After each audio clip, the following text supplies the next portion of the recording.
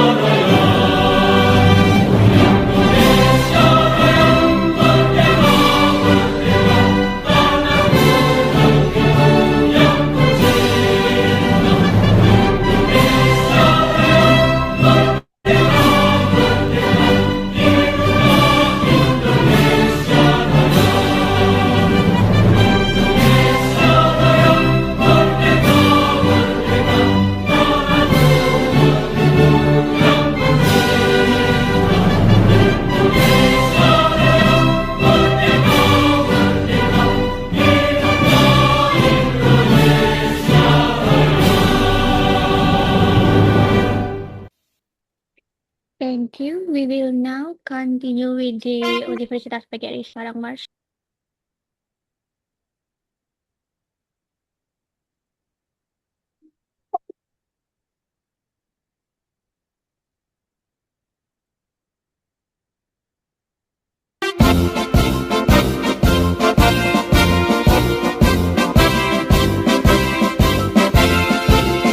Ayunkan langkahmu, capailah ciptamu di bawah panji PGRI. Kobarkan selalu semangat perjuangan, rentaskan semua rintangan. Kobarkan selalu semangat pengabdian untuk bangsa dan tanah air. Jadilah sarjana, jadilah cendekia, jutaan rakyat menanti. Ulurkan tanganmu, selamatkan bangsamu, berpedoman Pancasila. Universitas PGRI, tempat kami tempat, alma matermu tercinta. Ku kenang jasamu selalu padaku, ku berjanji wujudkan karya nyata.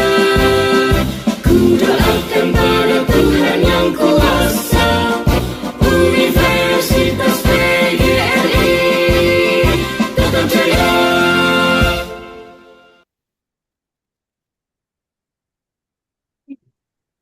Before we officially begin today's webinar, we would like to invite all speakers, committee members, and participants to join the documentation session. We kindly ask everyone to turn on their cameras. Please prepare for the first screenshot.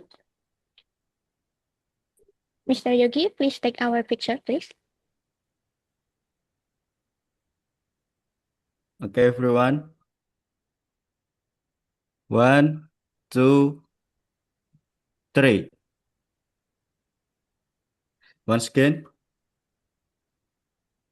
1, 2, 3. Okay, thank you. Thank you, Mr. Yogi.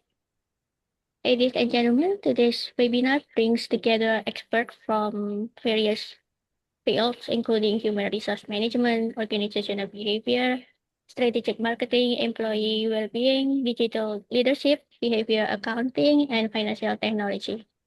Through this webinar, we expect to gain valuable insights into how organizations can achieve sustainable business excellence by integrating human capital, marketing, leadership, and financial strategies in the digital era. Before we proceed to the main session, allow me to share several guidelines for today's online webinar. First, all participants are requested to keep their microphone muted during the presentation. Second, participants may submit questions through the Zoom chat box throughout the presentation sessions. Third, selected question will be addressed during the discussion and question and answer sessions. Fourth, participants are requested not to use the screen sharing features unless permitted by the host or committee.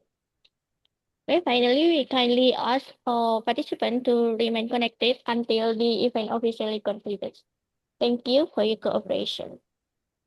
Ladies and gentlemen, the presentation and discussion sessions will be guided by our moderator, Mrs. Fitri Widyanita Yarisma, SA AKMAK.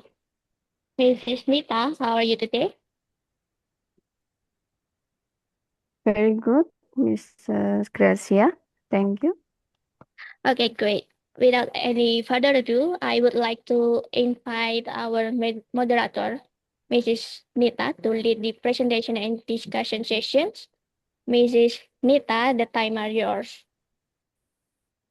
Okay, thank you, Miss Gracia. Assalamualaikum warahmatullahi wabarakatuh. A very good morning to everyone. The Honorable Dean of the Faculty of Economics and Business, Mr. Dr. Heri Prabowo, the Vice Dean, distinguished faculty members, our respected keynote speakers, esteemed academics, students, and participants join us today. Every major innovation begins with a meaningful conversation. Today, we gather not only to exchange knowledge, but also to build ideas and develop solutions that will shape the future of sustainable business in the digital era. It is my great honor and privilege to welcome you today international webinar entitled Driving Sustainable Business Excellence, Integrating Marketing, Human Capital, and Financial Strategies in the Digital Era. This timely, the themes reflect one of the most pressing challenges facing organizations today, how to achieve sustainable growth by integrating marketing excellence, human capital development, and sound financial strategies in the increasingly digital and interconnected world. My name is Fitri Widyanita Yarisma, and it is my pleasure to serve as your moderator for today's session. Ladies and gentlemen, today's webinar provides an excellent platform for exchanging ideas, sharing research findings, and exploring innovation approaches that will help organizations, entrepreneurs, and academic institutions thrive in this rapidly evolving global landscape. We are truly honored to welcome a distinguished panel of speakers whose research, professional experience, and academic leadership have made significant contribution to their respective field. Their insight will undoubtedly broaden our perspective and deepen our understanding of sustainable business excellence in the digital era. Our distinguished speaker today are first Professor Dr. Andes Sutrisno SAMM MPD, second Dr. Rauli Sijabat SKM SAMM, third Dr. Henry Cassandra Gultom, fourth Dr. Farah Khalida Hanom SPMM, fifth Dr. Erwan Rahmat MPD. Before we begin, allow me to briefly explain the flow of today's webinar. Each speaker will have approximately 15 minutes to deliver their presentation. Once the speaker has finished their presentation, we will proceed to an interactive Q&A session. Participants are welcome to ask questions via the chat box or by using the raise hand feature. Please introduce yourself by stating your name and study program. Without further ado, let us begin this inspiring academic journey together. Distinguished participants, it is my great pleasure to introduce our first distinguished speaker, Professor Dr. Andes Sutrisno SAMM MPD, from the Faculty of Economic and Business, Universitas PGRI Semarang. Professor Sutrisno is a distinguished scholar and researcher specializing in entrepreneurship and business management. Throughout his academic career, he has made significant contribution to research in entrepreneurship, digital business, MSME development, innovation, and business sustainability. His scholarly work has been widely published in reputable national and international journals, reflecting his commitment to advancing knowledge and fostering innovation in business and management.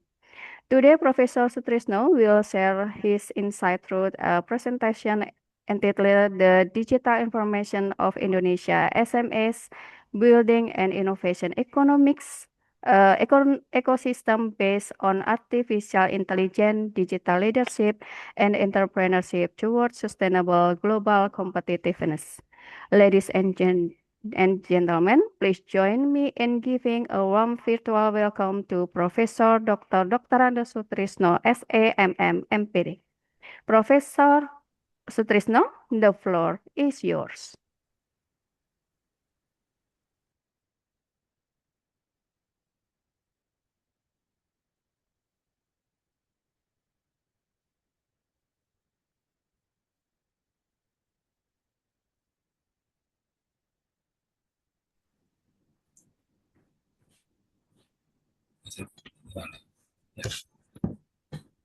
Thank you.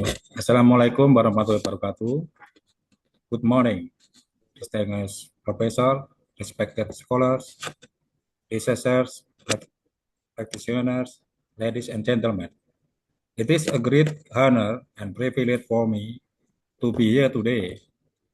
Thank you to the organizing committee for giving me the opportunity to share my perspective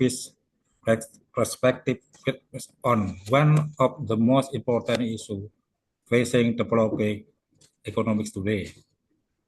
Today, I would like to discuss the digital transformation of Indonesia small and medium enterprises by building an innovation ecosystem based on artificial intelligence, digital leadership, and entrepreneurship towards sustainable global competitiveness. This presentation is not only about technology, it is about how artificial intelligence can transform millions of small business, improve productivity, create innovation, expanding global markets, and ultimately improve people's welfare. Small and medium enterprises are the backbone of Indonesian economy.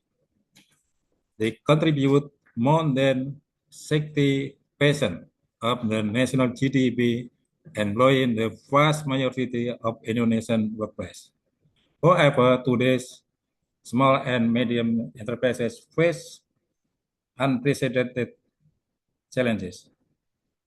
Their rapid technology disruption, global competition, changing customer behavior, sustainability demands, and the emergence of artificial intelligence. Therefore, the digital information is not longer an option, it has become a necessity. Next.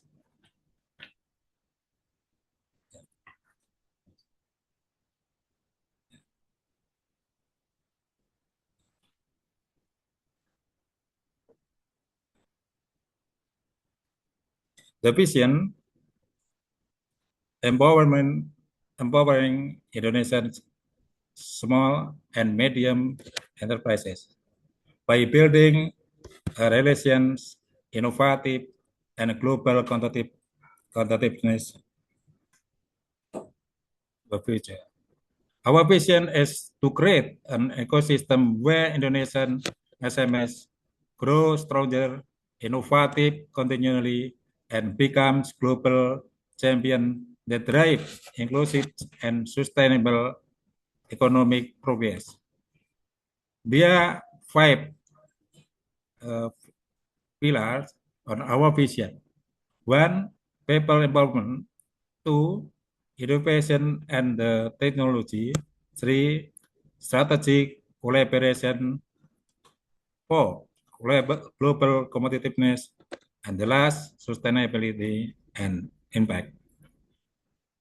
People empowerment, there is developing human capital, leadership, and entrepreneurial mindset to unlock the potential of every SME.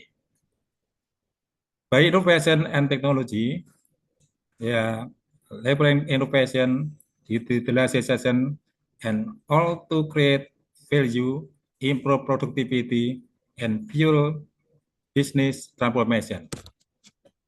By strategic collaboration, by building strong partnership across government, universities, industry, investor, and communities for shared growth.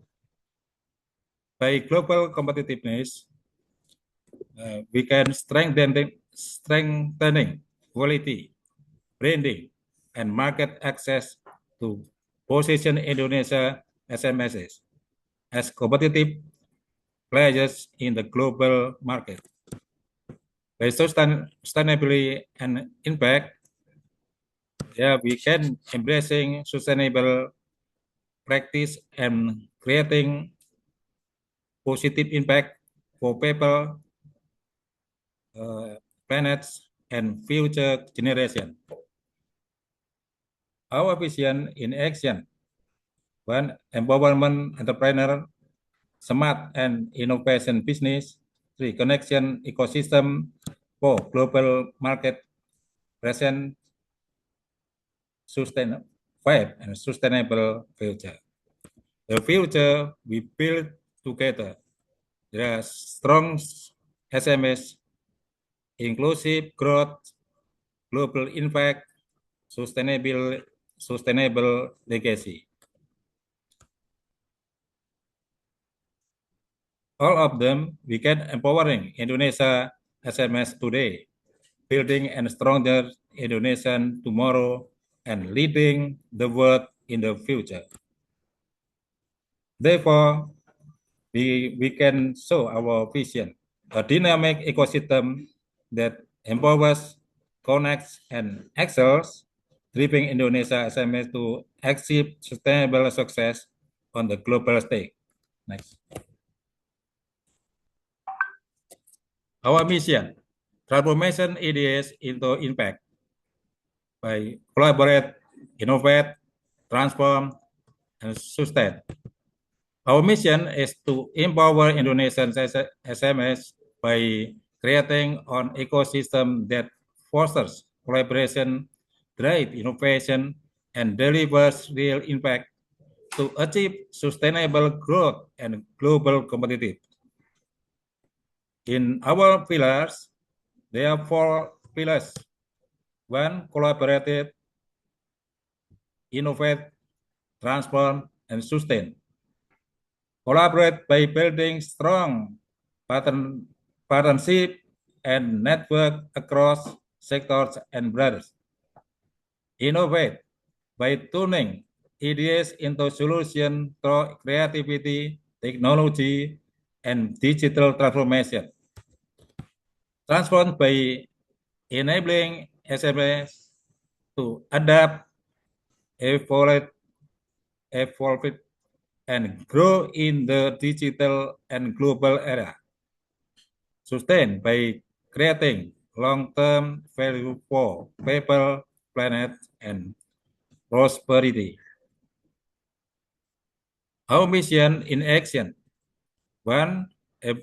Empowering SMEs by provide access to knowledge, tools, and opportunities to grow and success.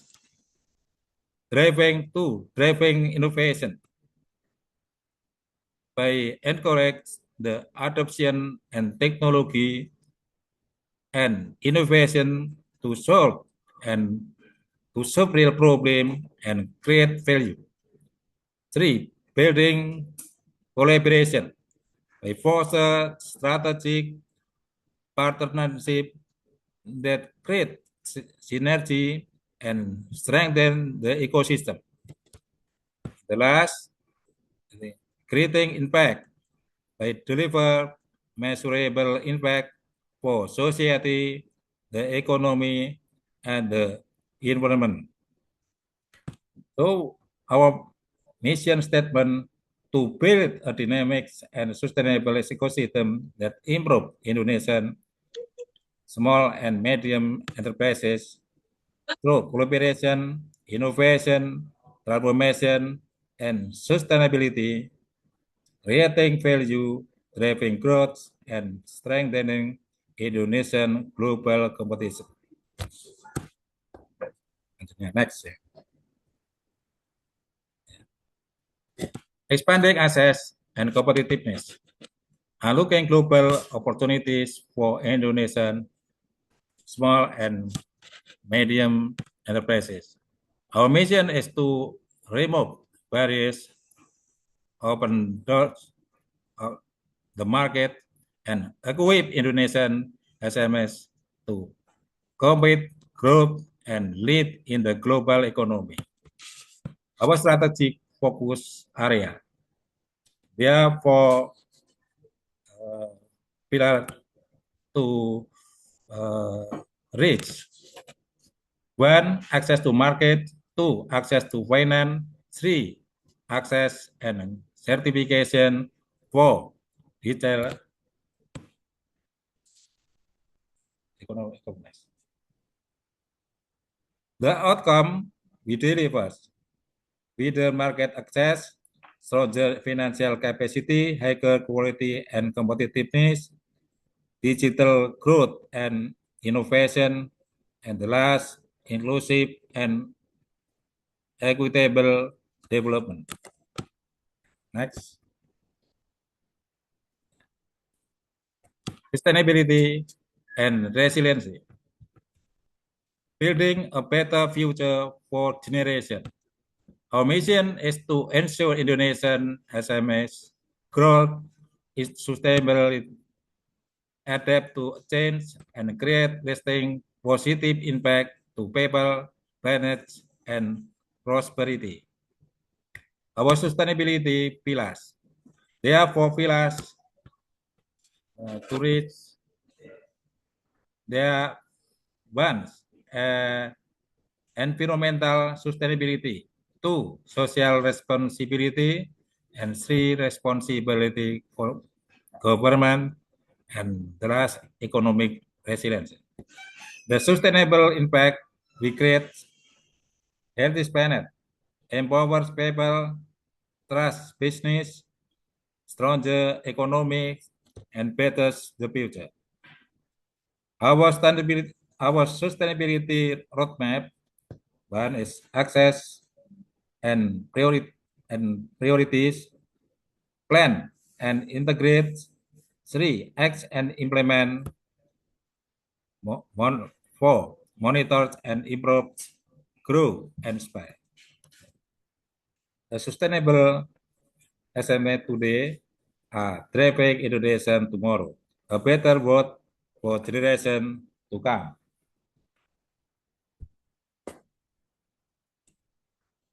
Our strategy, building a strong and competitive ecosystem. Dia collaborated, innovate, grow, competitive, and sustain. Our strategy focused on 5 key priorities to build an integrated, innovative, and resilient ecosystem that empowers Indonesia SMEs to compete and thrive in the global economy. Our 5 strategy priority: empower people. 1, empower people. 2, drive innovation. 3, strengthen collaboration. 4, ensure competitive, build sustainability. Our strategies enable policy and regulation, financing and access to capital. 3, digital infrastructure. 4, knowledge and capacity building. 5, market access and globalization. And the last, technology and innovation support.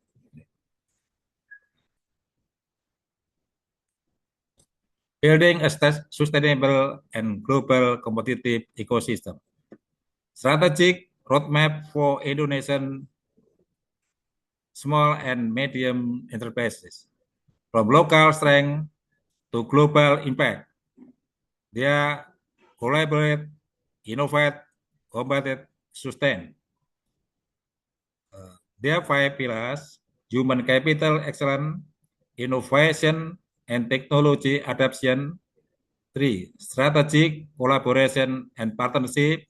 4, market access and global competitiveness. And the last, sustainability and resilience. Roadmap implementation.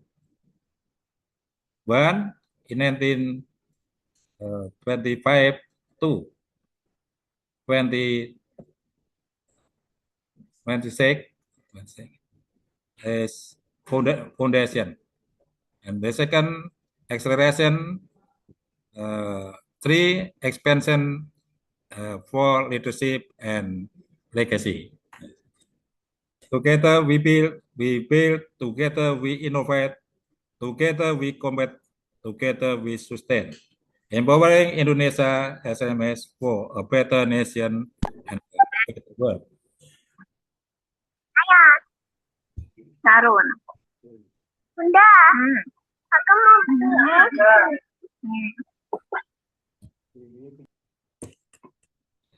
SD.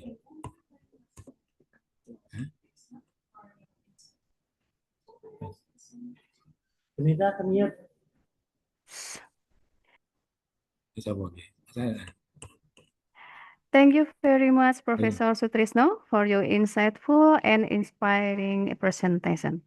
Now, we are pleased to continue our webinar with our second distinguished speaker.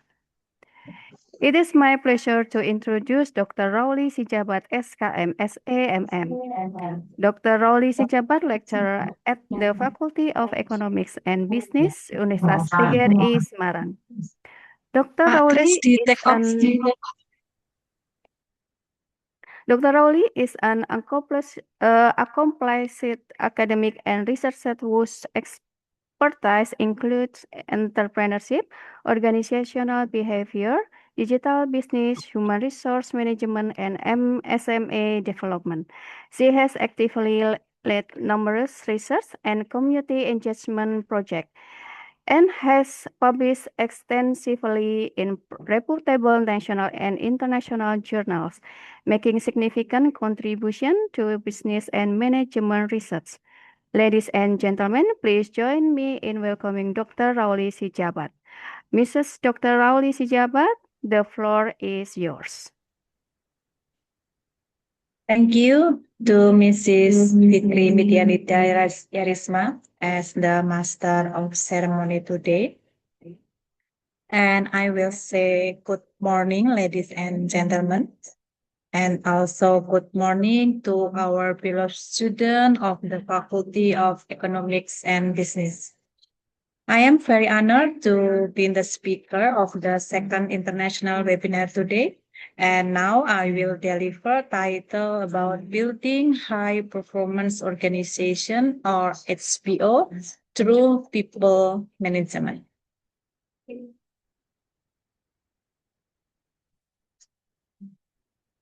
Okay. Talking about high performance organization or company. We already know about IBM, Harvard University, and then Starbucks and Coca-Cola, iPhone, and maybe you know about Samsung. Okay. Why that we call high performance organization or company? So the question is why we admire this organization with their success.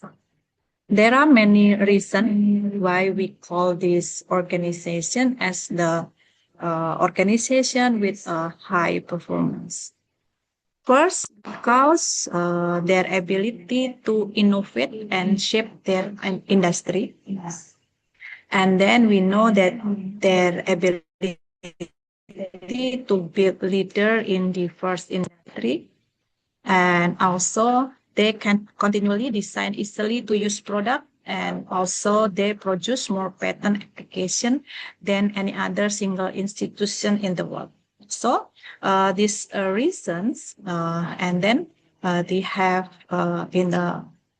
make this organization or company make them as a high performance organization. So what we call HPO or high performance organization is an organization that performs better than its peers in regards to business performance, innovation, employee productivity, and engagement over a sustained period of time. There is a important word in this definition that this organization can show better than its peers. So we call it as the organization with high performance. Okay. Achieving about organization excellence or about organization performance, there are 5 pillars. There are the first is strategic alignment and execution. And then the second is organizational resilience. And the third is trust-based partnership. And the fourth is people over process and technology. And then the last is customer centricity. And then we will discuss it, this pillar one by one. First, we will discuss about strategic alignment and execution. We talk about environmental, social, and governance and ethical leadership. So we discuss it in strategic alignment and execution. These pillars underscore the importance of aligning people, aligning process and resources with the organization's strategic direction, mission, and long-term objective. In an era defined by accelerated change, strategic alignment ensure that employees at all levels in the organization or company understand how their roles contribute to the organizational goals. That is the explanation about strategic alignment and execution. And then we will discuss about organizational resilience. When we talk about organizational resilience, we talk about disruptive and crisis preparedness. The second pillar emphasizes building resilience and the agility withstand disruption, crisis, and rapid market shift. As noted in 2019 publication, Organization Today in highly disruptive, we call it VUCA. VUCA is volatility, and then U uncertainty, and C for complexity, and A for ambiguity, where resilience is not optional but existential. And then we will move about trust-based partnership. When we discuss about trust-based partnership, we discuss about collaboration with internal and external stakeholders. Trust is the currency for the organization to reach high performance. This pillar highlight about the necessity to cultivate trust-based relationship within organization, across team, and then departments and leadership level in the internal of the organization, and external about customers and partner, regulation, community, and government. And then we move about the fourth pillars. We call it people over process and technology. When we discuss it, so we have to discuss about human-centered leadership. Consists with DLI theory, long-standing emphasis on leadership effectiveness. This pillar reinforce the principle of people, not the process of technology. So I highlight that this pillar reinforce the principle, not the people. Principle, the people, not the process, are the most critical asset in achieving high performance. Even in AI-driven era, HPO prioritize is the human-centered leadership that support employee growth, well-being, creativity, and empowerment. And the last, we will discuss about customer centricity. We will discuss about design thinking with AI-driven personalization. This final pillar recognize that organization excellence is ultimately measured by the ability, to understand and to serve and to delight the customers. In the digital economy, customer expectation evolve rapidly, requiring organization to adopt design thinking principle, customer journey mapping, real-time analytics, and AI-driven personality. So, from this explanation, I can make a conclusion that HPO framework by the disruptive leadership institute present a holistic, future-ready model for achieving organizational excellence in the era of constant disruption. Grounded in the leadership research from transforming the next generation of leaders and built upon the result-based leadership culture, it equips organization to align strategically, strengthen resilience, foster trust, prioritize people, and deliver exceptional customer value. So I can make a conclusion. These 5 pillars collectively serve as a strategic compass for leaders committed to building agile, responsible, and high-performing organizations. Okay, that is our discussion about building high performance organization or HPO through people management. And the time I will deliver to our Master of Ceremony, Mrs.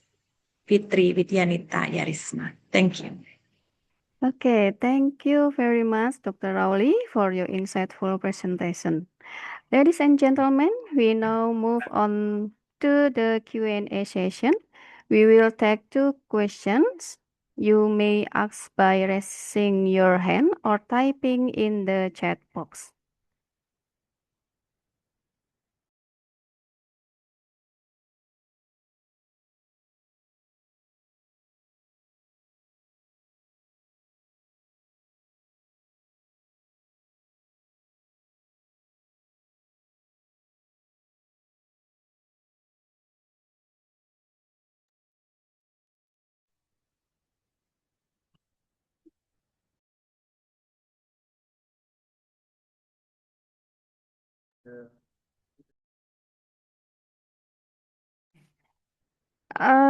Okay, the chat box, we have question, but from to Professor Sutrisno.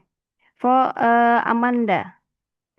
Good morning, Prof. Sutrisno. My name Amanda from UBGRIS. My question is, considering the limited capital, digital literacy, and technological infrastructure of May Indonesia SMS, how should the proposed transformation roadmap be prioritized without increasing inequality or depends on major digital platform? Mr. Professor Sutrisno, please.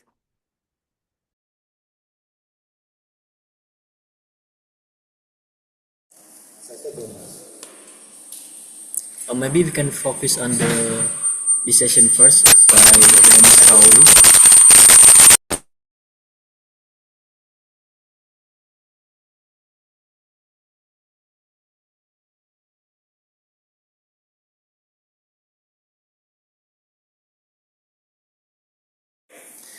And please give a directly question to Mr. Rauli first. Okay. This focus question to Dr. Rauli. Okay. Maybe participant have a question to Dr. Rauli Sijabat. Please.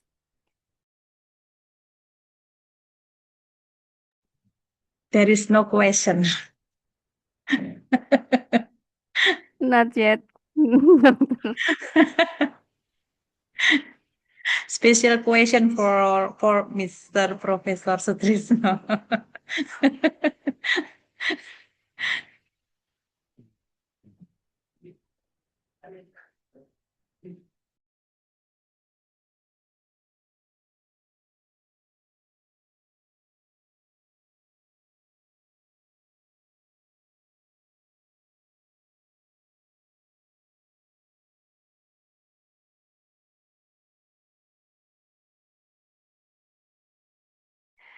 Okay, ladies and gentlemen, if there are no questions to Dr. Rauli, we will move on to the next speakers.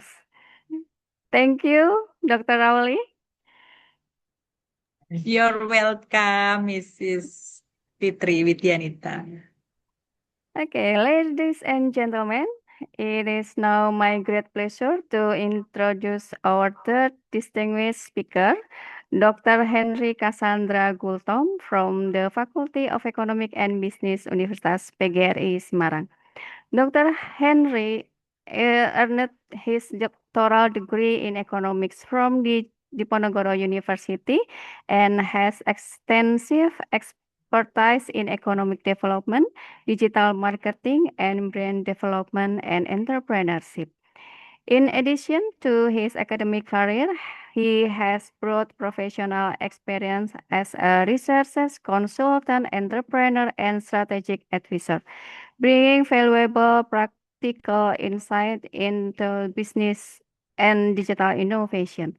Ladies and gentlemen, please join me in giving a warm virtual welcome to Dr. Henry Cassandra Gultop. Dr. Henry, the floor is yours.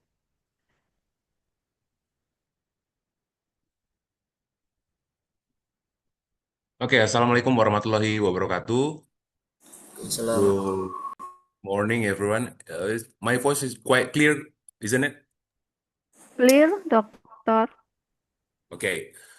The first with an honor, our Dean of Economic and Business Faculty PGRI University in Semarang, Dr. Heri Prabowo, and also the Vice Dean. With an honor, the Head of Department of Management, Economic and Business Faculty, PGRI University of Semarang, Dr. Bayu Kurniawan, and all the fellows, my colleagues from University of PGRI Semarang, senior lecturer, assistant professor, and also the students. Today, I will present to you, I will share some ideas about strategic marketing. One of the ideas talk about strategic branding as a structural mode. Maybe some of you not to know about mode, so I will explain it first in the first section.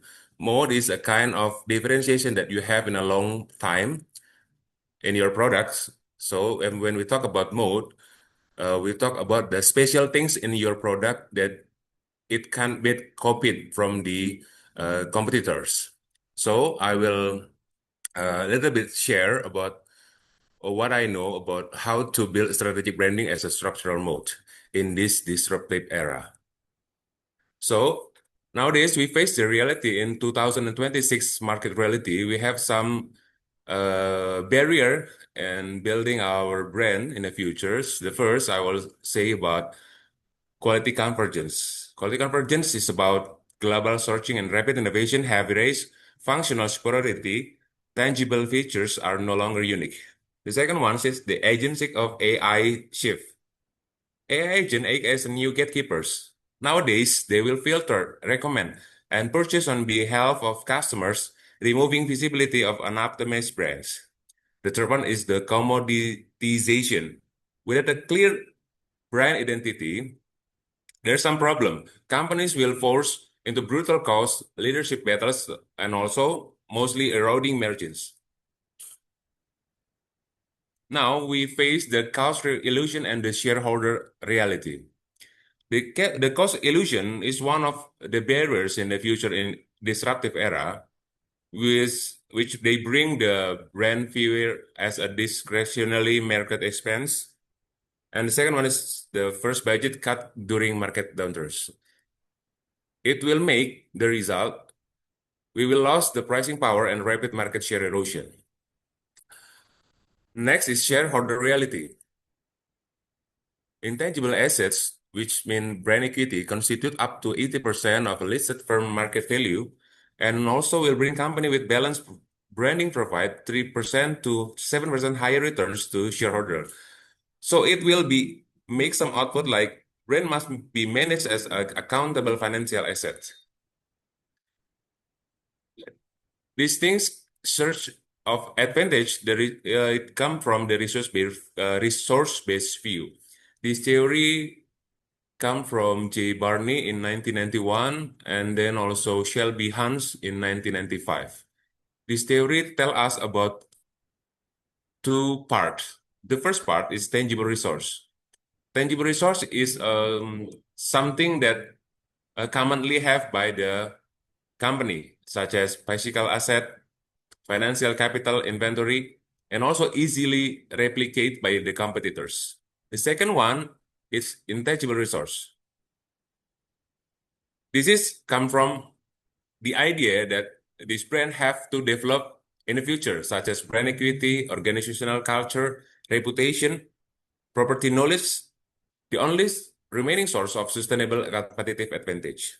This is become the strategy that will imprint to the competitors. To yield the competitive advantage, a resource must be highly heterogeneous and completely immobile. I will share to you about this kind of part to measuring is your product feel the sustainable competitive advantage or not. The first one, we will ask to the company about the valuable of the product. The question is, does it exploit an opportunity or neutralize a threat? If the answer is no, so this product is competitive disadvantage. If the answer is yes, we move to the second question about scarcity. About rareness.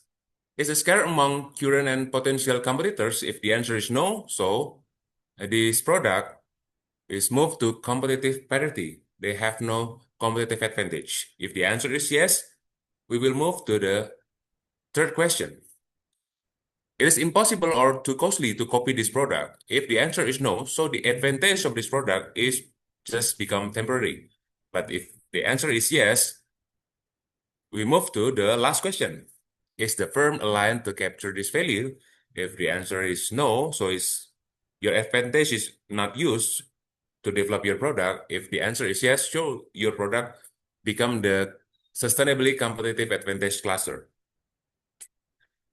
This is the phenomena in 2026, and I think this phenomena will become bigger and bigger in the next years. And the primary goal, when we talk about traditional branding, they only think about short-term demand generation. While in disruptive area, we must talk about long-term authority and trust. At the gatekeeper, in a traditional branding, we just talk about search engine algorithms such as SEO. But in the future, we also must thinking about how we develop agentic AI assistant.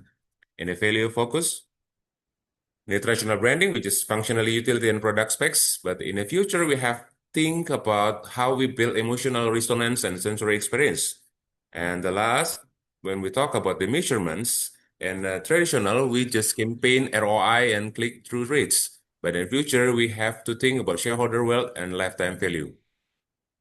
I try to divide some intangible, or I mean the quantifying intangibles into the brand trust equation. Brand trust in this PPT refers not to like believing, but trust is refers to the financial power of the company to develop their brands. So the first one is about the overhead, how the company can control the central marketing, the sales staff, and also the affiliate costs. The second one is about distribution, how the company develop their channels, efficient their logistics, and also the physical brand touch point. The last one is about the managing the client system, how they manage the direct marketing, advertising, PR, and also communication intensity. So the third section will be the foundation, how the brand trust develop. This is the V curve of the brand optimization. This is the story how the brand built. From the first one, the phase one is, I call it an aspiration. So this phase where the brand start. They will be under branding, the return will be negative, and investment in below critical mass. The second phase is about brand focus, where the brand becomes strong positive correlation and also the communication barrier eliminated. The third one is when this brand stuck in the middle. So they have ineffective expansion, the value destruction begins. And this is the top level of this brand. When they become the phase 4, I call it brand haven. They become international synergy achieve, they become the market leader, and also reap up to 25 points higher than ROI. And the last one, this last phase is beyond zenith. This is where the law of diminishing returns happens. So they will become over-branding aliens, purchasing managers. This narrative turning claims into proof. This means that in this era, we can just talk about claim. We must also prove what we claim to the audience, to the customer. Today in 2026 and in the future, we have to make the proof is bigger than the claim. This is why it works. Yeah. I start from awareness. So the goal is how to create the emotional connection between product and customer, and also build belief and position the brand as a guide. The second one is about the consideration. So how the product transform it and also prove value through authentic customer experience and deliberate trade-off design decision. And the last one, how we make the decision of the customer become bigger and bigger. The goal is we must reduce risk and signal integrity by showing exactly when brand values cost the company something. In the first section, I talk about mode. In this section, I will describe again about the mode by the example. The first one is Apple. The mode of this product is product differentiation. Apple developed Refresh, Frio, intimate designs, inimitable design by iOS, and also they become the stage 4 brand haven. They have massive global synergy, and also they have vision storytelling. The second example, I choose Starbucks. They have mode in customer experience. Treats physical distribution as brand trust.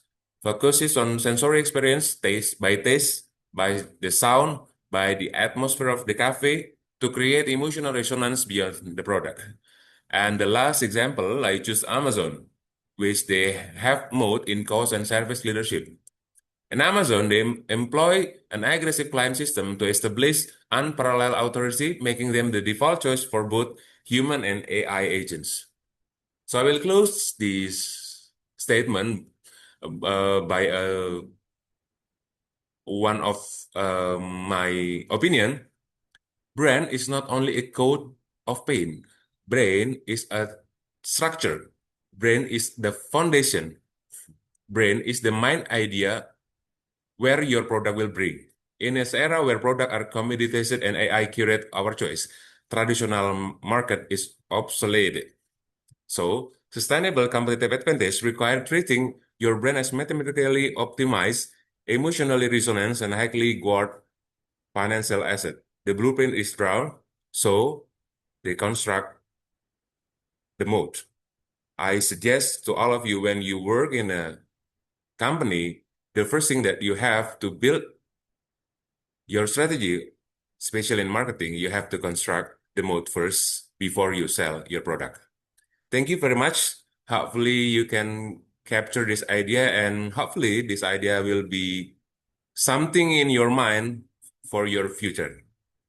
Terima kasih. Okay.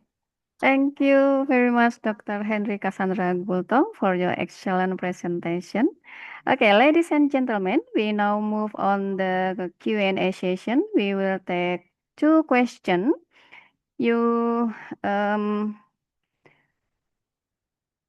Okay. That at chat box, we have 2 questions. From Gwen. My name is Gwen from Ugris. I want to ask a question to Dr. Henry. In an era where AI enable competitors to rapidly imitate product, content, and customer experience, how can a brand establish the inimitability required by the VREO framework? Please. Sorry? Okay. Yes. I will answer it directly or? No. Okay, baik. So thank you from Gwen. I a little bit surprised with the name Gwen came from PGRI University. Is that your real name, Gwen? Yes, hopefully, yeah. So you have a good question about how we establish the inimitability in a product. Inimitability in a product, it means your product cannot be copied from your competitors. It means that your product is genuine. it means that your product is very, very rare. You can be copied or can be duplicated from the other competitors.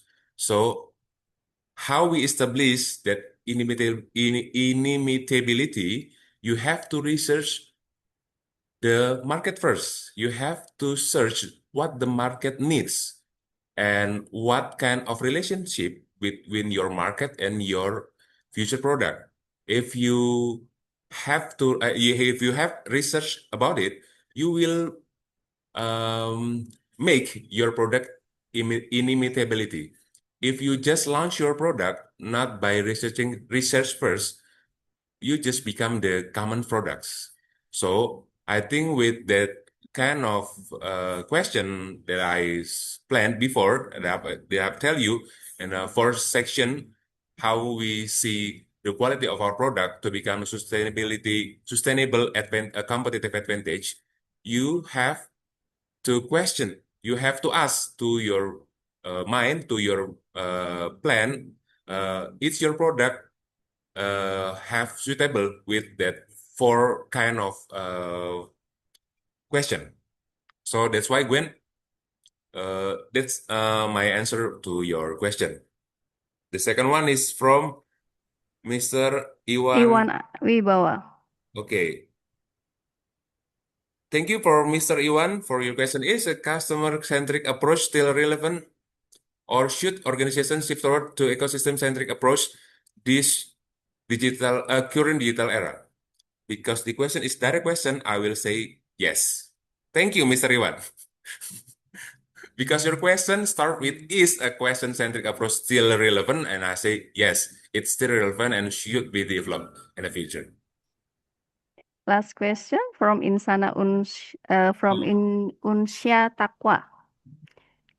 Okay, from Miss Isyana Yuswa Taqwa. This name is very Indonesian, different with Gwen. Which one do you think has the greatest influence on building brand trust? Oh, sorry. Oh, the first one we have to. If you ask me, which the most important, I think the three of that stage is very important. We have to develop the overhead because the overhead is foundation of that kind of business. This is not trust, but trust with age here.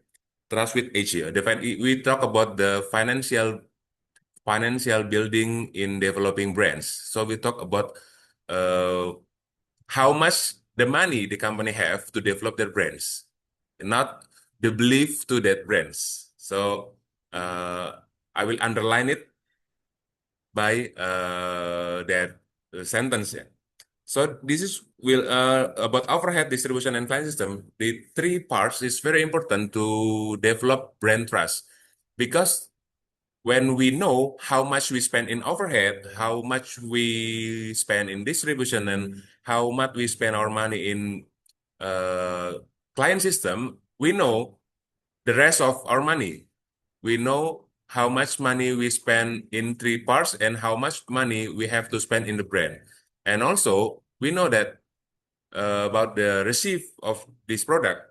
So we have to manage so this product not become to the 5 stage in that page that I tell you before about the Beyond Zenith.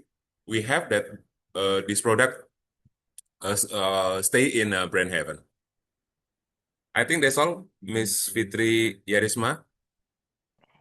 Because I see Okay. that Mrs. Farah is very interested to talk in this forum. Okay, thank you, Dr. Henry Kasada Gultom, for your presentation and your answering.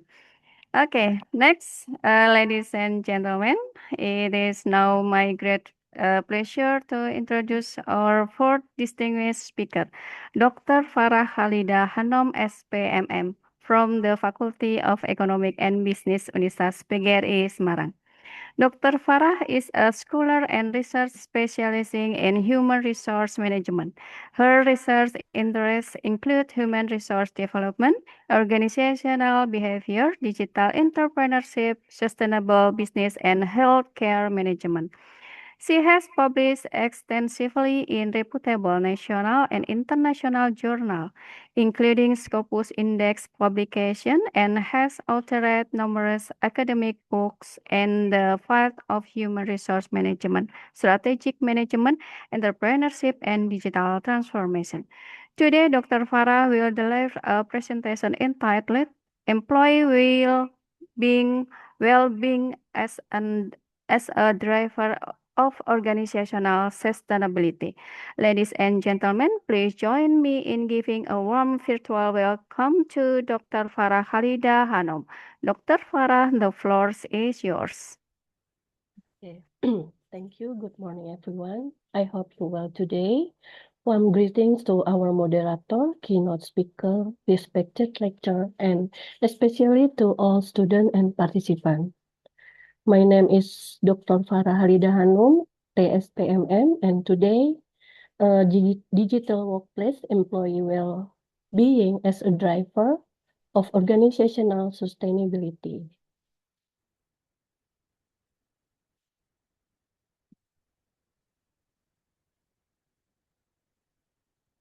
Okay, before we begin, I have a question. How many of you hope to work in a company after graduation? I think most of you are planning to work in a company after graduation, right? If two companies offer the same salary, which one would you choose? The company with high salary, but stressful environment, or the company where people are respected, supported, and happy to work? Maybe most of us would probably choose of the second one. And that is exactly what today's discussion about. Today, companies are no longer competing only through technology or capital. They compete through their people, because healthy employees build healthy organizations. Before we dive the topic, years ago, people often measured a company's success simply by its profit. But today, that is no longer enough. A company may generate millions or even billions in revenue. However, if employees are experiencing burnout, stress, high turnover, or internal conflict, the organization is actually losing its most valuable asset. Yes, it's people. I say machine can be replaced, technology can be upgraded, but talent people are much harder to replace. That's why employee well-being is no longer just a human research initiative. It has become a strategic business investment. Now, when you hear the term employee well-being, what's come to your mind? Many people immediately think about physical health, but actually, employee well-being is much broader than that. It consists of key dimensions. First, physical well-being. Physical health. This includes safe working environment, reasonable working hours, and healthy work-life balance. Because when people physically exhaust, they can perform at their best. Second, psychological well-being. This has become one of the biggest challenges in today's digital workplace. Many employees are constantly connected. They check email after work. They respond messages late at night. Over time, can lead to stress, anxiety, and eventually burnout. Third, social well-being. Okay. Supportive workplace where colleagues respect one another create positive working environment. On the other hand, toxic workplace make employees want to leave, even the salary is attractive. Finally, financial well-being doesn't mean everyone has to be wealthy. It means employees feel financially secure, fairly compensated, and appreciated for their contribution. When these four dimensions are well supported, employees become more engaged, motivated, and productive. Now is the connection between employee well-being and organizational sustainability. Sustainability is commonly explained through the triple bottom line: people, plan, and profit. Many organizations focus primarily on profit, but profit can be sustained if people behind organization are struggling. I say profit is the result, people are the engine. Without healthy and motivated employees, long-term organizational success becomes difficult to achieve. So, how does employee well-being can contribute to organizational sustainability? First, improve productivity. When employees feel valued and support, they don't just work because they have to. They work because they want to contribute. Second, reduce employee turnover. Recruiting new employees takes time and money. Training them requires even more resources. Retaining talent employees much more cost-effective than constantly replacing them. Third, employee engagement. Employee engagement not just about showing up to work. It's about how emotionally connected employees feel to their organization. When employees feel valued and supported, they become more motivated, develop a stronger sense of belonging, and are willing to contribute beyond their job responsibility. In other words, engaged employee doesn't work just because they have to. They work because they genuinely want to help their organization succeed. That's why employee well-being is one of the key drivers of employee engagement. Ultimately, an organizational sustainability. 4. Employee well-being encourage innovation.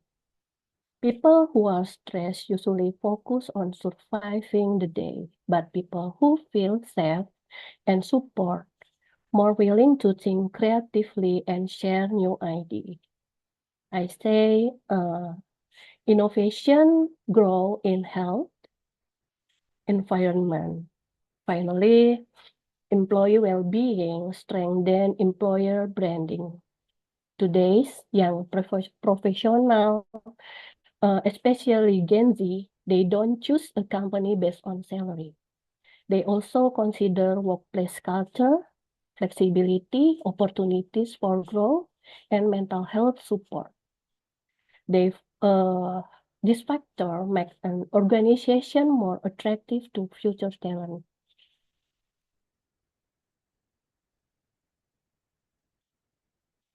Okay, of course, promoting employee well-being, not without challenge. Organizations still face issues such as workload, burnout, work-life conflict, toxic leadership, and lack of organizational support. Okay, what do you think the biggest challenge when you start your career? Maybe work-life balance, job pressure, or adapting to a new workplace. Starting new career and adapting new culture, new colleges, and new expectation. Supportive workplace can make that transition much easier and help new employees perform confidently. This challenge remind us, but that well-being requires commitment from both employees and organization. So can organization do? Improving employee well-being is not simply about increasing salaries. It's about creating a supportive system. For example, flexible working arrangement, mental health program, coaching and mentoring, career development opportunities, employee recognition and appreciation. Sometimes simple recognition and appreciation can have greater impact than financial reward. Research from many countries consistently show that organizations investing in employee well-being experience have positive outcome. Employee well-being increase job satisfaction, reduce burnout, strengthen organizational commitment, and improve overall performance. In other words, employee well-being, not expense, is a long-term investment in organizational success. Okay, in Indonesia, many leading organizations have already implemented employee well-being initiatives, include employee assistance program, psychological counseling, flexible working arrangement, regular medical check-up, wellness program, and continuous digital learning. Why? Because they understand that people are greatest competitive advantage. Okay, I have one simple message. We are living in era artificial digital. Yeah, AI, artificial intelligence, where technology continues to advance rapidly. But one thing, technology can never replace a human being. A truly successful organization is not defined only by financial performance, it's defined by how well it values and cares for people. Remember, when people drive, organization will survive. And when organization invest in their people, they build a stronger, more resilient, and more sustainable future. Okay, ladies and gentlemen, maybe I have one final talk. Whether you become future professional, entrepreneurs, researcher, or leader, always remember that organizational success is not measured only by financial performance. It's measured by how organizations value their people. As future leaders, I hope you will build a place where people feel respected, supported, and inspired to grow. Because sustainable organizations always begin with healthy, motivated, and empowered employees. Thank you very much for your attention. I appreciate for your participation and hope today's session has provided useful insight for your future career. Thank you. Assalamualaikum warahmatullahi wabarakatuh. Waalaikumsalam warahmatullahi wabarakatuh. Thank you very much, Dr. Farah Halida Hanum, for your insightful presentation. Ladies and gentlemen, we now move on to the Q&A session. At the chat box, we have 3 questions. And first question from Gibran Rakabumi. Dr. Farah, thank you for your insightful presentation. Since employee well-being includes physiological, emotional, social, and financial dimension, which dimension do you believe has the strongest impact on employee performance and why?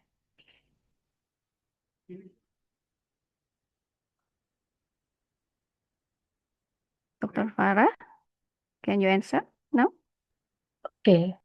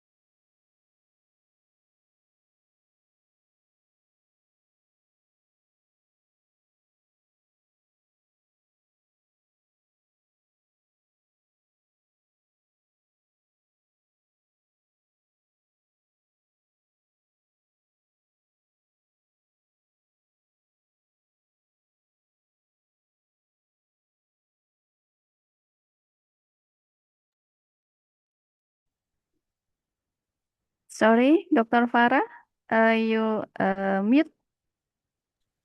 Okay, thank you for a question from Gibran Rakabumi. While all dimensions are deeply interconnected, financial well-being, arguable, has the most immediate and disrupt impact on employee performance.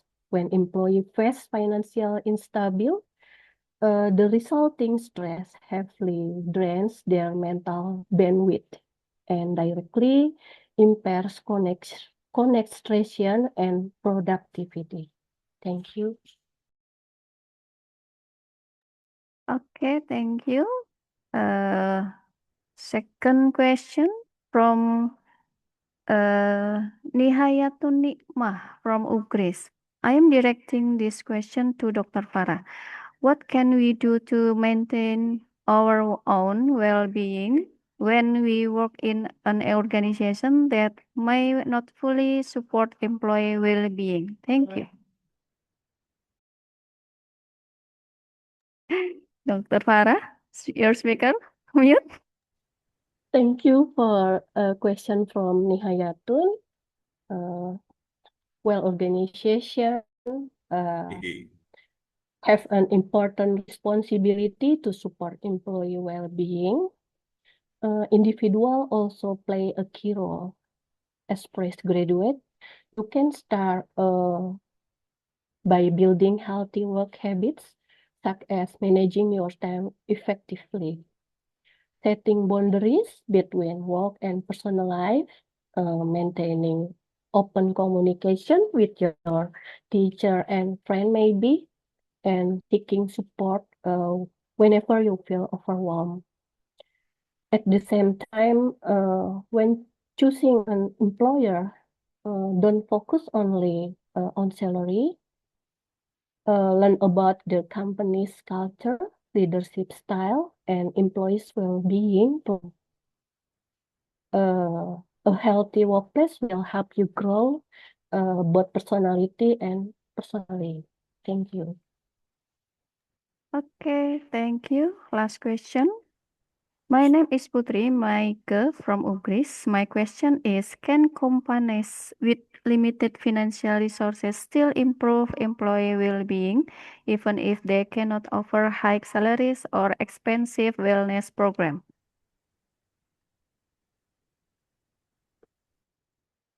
Thank you for the question, Putri Maike Puspitasari. The answer is yes. Employee well-being is not only about money. Many well-being initiative requirement commitment rather than a large budget. For example, organization can encourage sportive leadership, recognition employees' achievement, provide flexibility, working arrangement where possible, create open communication, and promote a respectful workplace culture. Sometimes employees value appreciation, trust, and opportunities for development just much as financial reward. Therefore, creating a positive work environment does not always require a large investment, but it does require a strong leadership and genuine commitment. Thank you. Okay, thank you, Dr. Farah, for your presentation and answer. Okay, we will move on to the next speakers. Ladies and gentlemen, it is now my great pleasure to introduce our fifth and final distinguished speaker, Dr. Erwan Rahmat, MPD. Dr. Erwan is an accomplished academic leader and researcher with extensive experience in education leadership and organizational development. Throughout his career, he has held various strategic leadership positions in educational institutions, government organizations, and professional associations. His research focuses on employee innovative work behavior, organizational performance, and educational leadership, reflecting his strong commitment to advancing innovation and excellence in education and organizational management. Ladies and gentlemen, please join me in giving a warm virtual welcome to Dr. Erwan Rahmat, MPD. Dr. Erwan, the floor is yours. Thanks, Mrs. Fitri Vidyanita Yarisma. I'm sorry.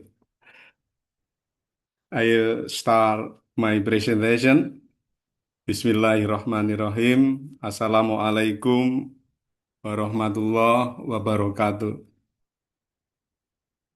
Good morning and welcome, ladies and gentlemen, to this international webinar.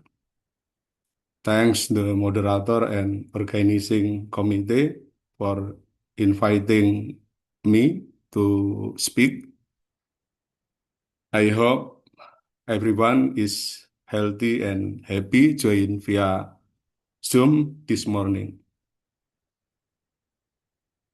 I will share my presentation.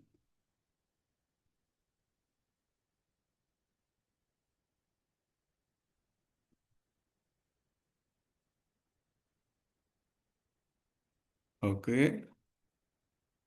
Yeah.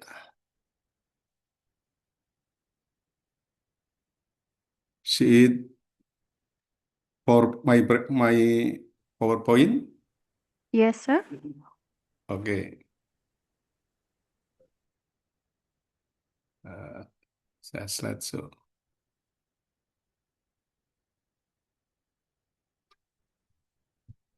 Okay.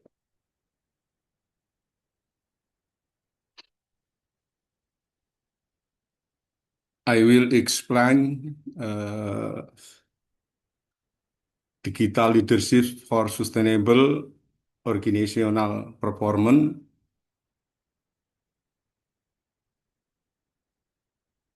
These megatrends and mindset for leader, digital leadership competent, sustainable organizational performance, how digital leadership creates impact. Only key point, and finally, in this presentation, we will discuss how leadership can integrate marketing, human capital, and financial strategies to help organization achieve sustainable success in the digital era.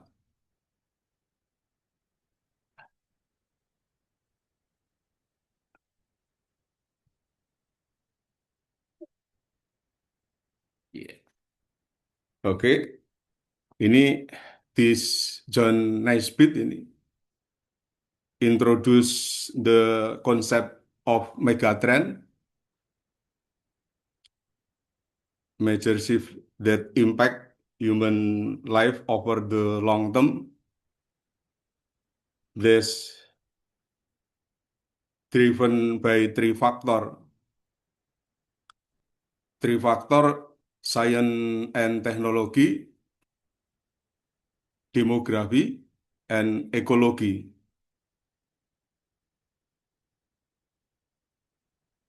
Three factor give rise to a global paradox. Example, traditional leadership versus contemporary leadership. Traditional leadership include power orientation and resistant change, and then contemporary leadership include adaptive, innovative, and responsive.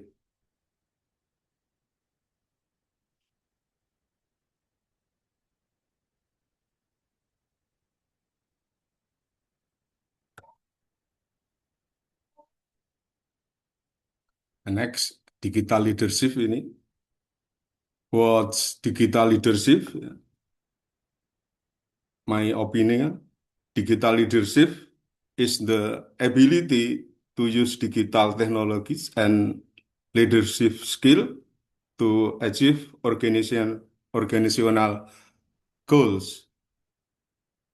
Digital leadership combine leadership, teknologi, innovation, and people. Technology is only a tool.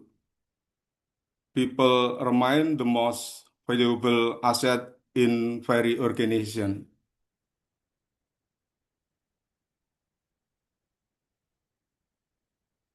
Why is digital leadership important? Today, organizations face many challenges.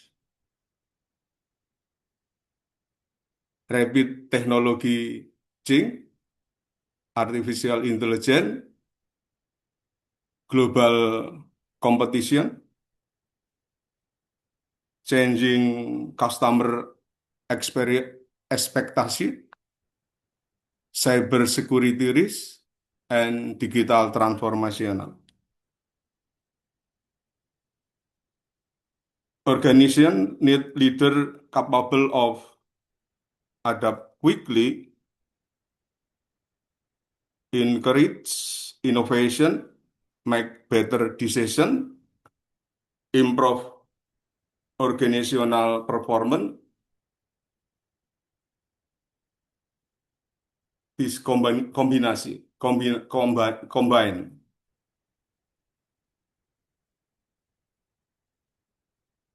Characteristic of digital leader.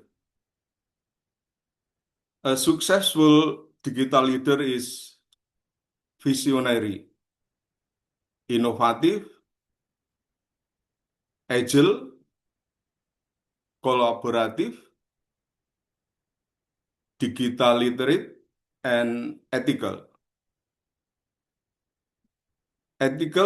Highlight ethical is protect privacy and organizational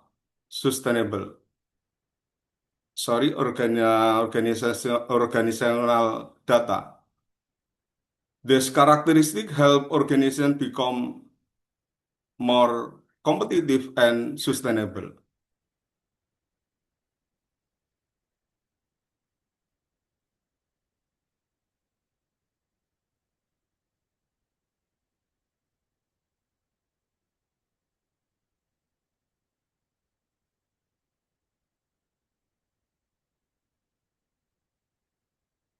A successful digital leader need two types of competent technical skill and soft skill.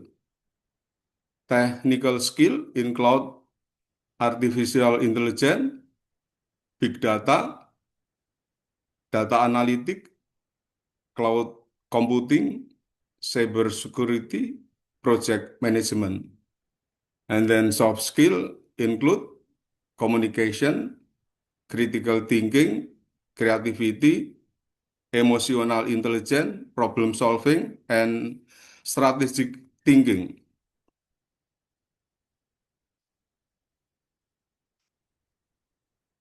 This combine creates effective leadership in the digital era. Sustainable organizational performance balance three important goals. This profit, people, and planet. Profit include productivity, financial growth, cost efficiency, and people, employer certification, customer, and social responsibility. Environmental protection, green business, energy efficiency, this planet,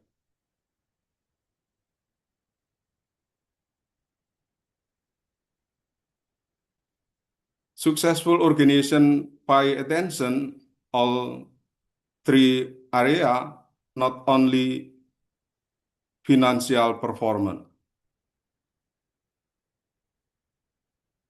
How digital leadership creates sustainable performance. This slide explain the relationship between digital leadership and organizational performance. It began with digital leadership to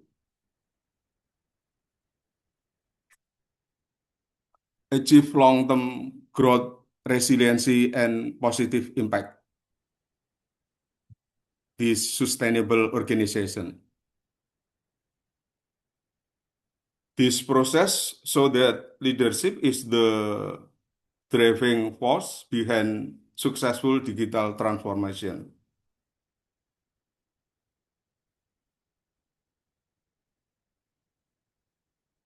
Key point and essential takeaway for sustainable success in the digital era.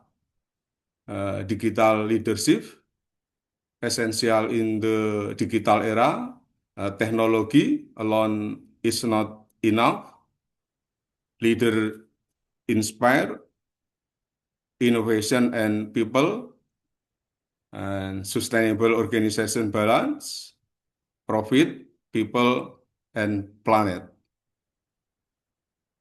Digital leadership is not about leading technology, it's about leading people through technology toward sustainable future.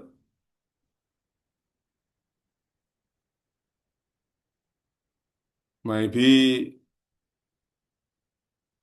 this my presentation enough. Thank you, ladies and gentlemen, for listening. I give back to the moderator. I'm sorry. Assalamualaikum warahmatullahi wabarakatuh. Waalaikumsalam warahmatullahi wabarakatuh. Okay, thank you very much, Dr. Erwan Rahmat, for your insightful and inspiring presentation. Ladies and gentlemen, we now move on to the Q&A session. And the chat box, we have two questions from first from Sri Pancawati Murtiningsi. Let me introduce myself. My name is Pancawati. Thank you very much to Dr. Erwan. Appreciation from Mrs. Sri Pancawati. Okay, and next question. Greeting Dr. Erwan, I'm Gwen. My question is, how can an organization evaluate the effectiveness of a digital leader when technological transformation improves efficiency but simultaneously creates employee resistance, skill gaps, or declining trust? Please, Mr. Erwan. Okay.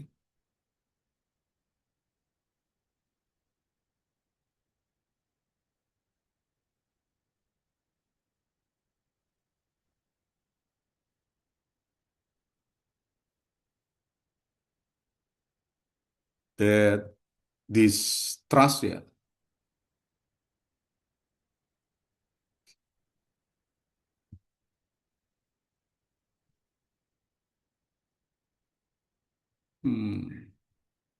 Bentar.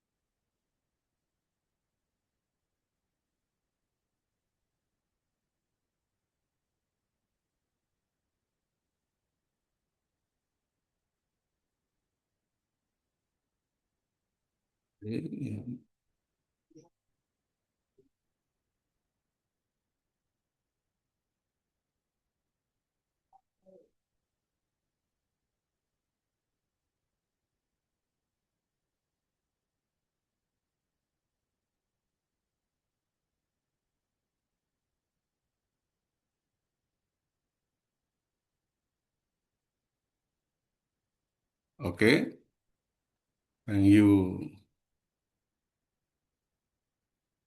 for excellent question.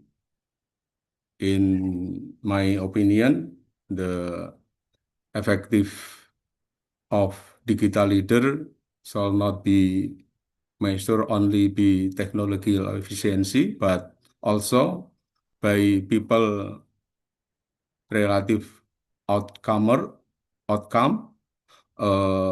Successful digital leader employer resistant through the clear communication, continuous learning, and employer involvement in the transformation process. There, the true of success achieving both improve organizational performance and high employer trust, engagement, and adaptive.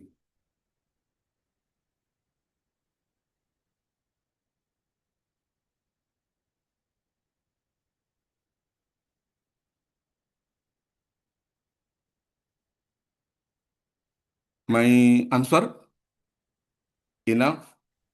Okay, thank you, Dr. Erwan. Okay, and enough. Okay, ladies and gentlemen, we have thank you, Dr. Erwan, for your presentation and your answer. And now, ladies and gentlemen, we have reached to the end of the presentation series for today's international webinar. On behalf of the organizing committee, I would like to express our deepest appreciation to all the distinguished speakers for their outstanding presentation and for their willingness to share their expertise, experience, and research insight with us all. On behalf of the organization, committee, and all participants, I would like to express appreciation to our distinguished speaker for sharing their valuable knowledge, professional experience, and research insight. Your contribution have increased today's discussion and inspired us all. We also extend our heartfelt thanks to every participant for your active involvement throughout this international webinar. We truly appreciate your enthusiasm and participation. We certainly hope that today's discussion spark new ideas, foster future research collaboration, and strengthen academic partnership.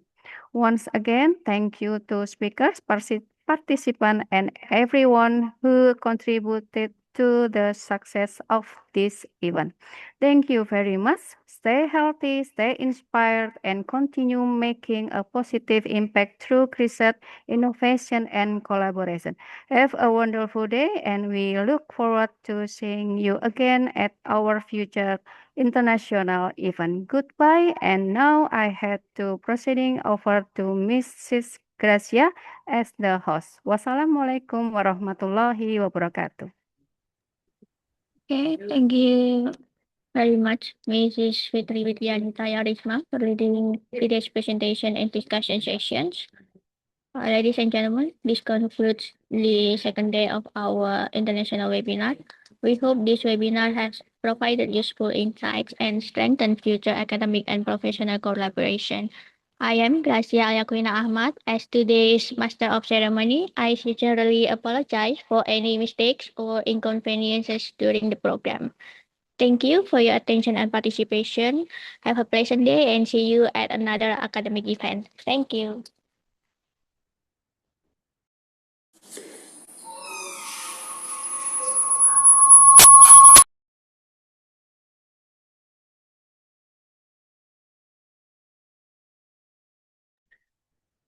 For all the participants, don't forget to fill the attendance form, okay? In order to get your apa namanya? Certificate.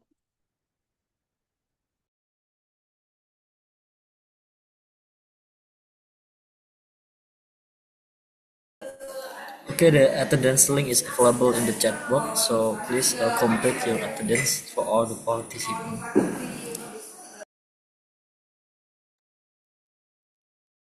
Thank you, Pak Isom.